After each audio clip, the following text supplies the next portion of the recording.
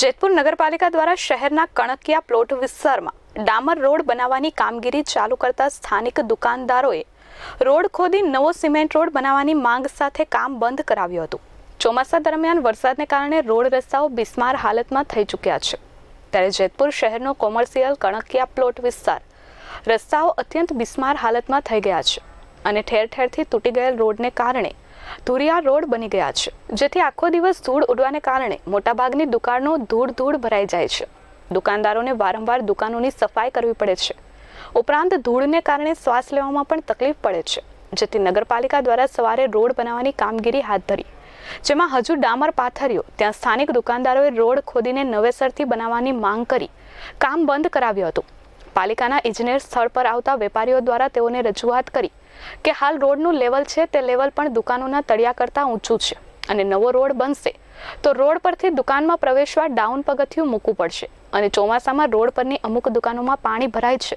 તેને બદલે રોડ ઊંચો થઈ જશે તો તમામ દુકાનોમાં પાણી ઘૂસી જશે, જેથી રોડ નવો બનાવવો હોય તો ખોદીને દુકાનના તળિયાના લેવલથી નીચે બનાવવાનો। જેના પ્રત્યુત્તરમાં ઇજનેરે જણાવ્યું હતું કે નગરપાલિકાને રોડ રિફ્રેશિંગની ગ્રાન્ટ આવેલ છે, જેમાં ચોમાસા દરમિયાન તૂટેલા રોડ રિપેર કરવાના હોય છે,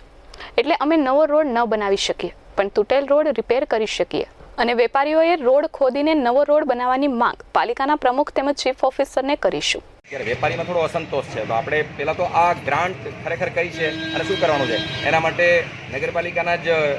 એન્જિનિયર અત્યારે આપણી સાથે છે, તો આપણે એમને જ પૂછીએ કે આની વિગત જરા આપણે જણાવે।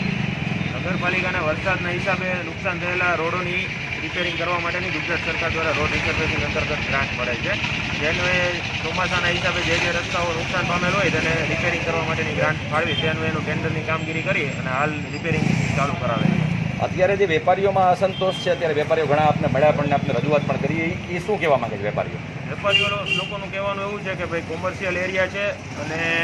પાણીનો નિકાલ ને એવું બધું થતું હોય, રોડ ઉપર પાણી દોરાતું હોય, જેનો એ ડામર રોડ રહી ના શકે, તેથી અમને અહીંયા સીસી રોડ કરી આપે। સંજય રાજ બારોટ સાથે ભાવેશ નાક, એસ24 ન્યૂઝ, જેતપુર।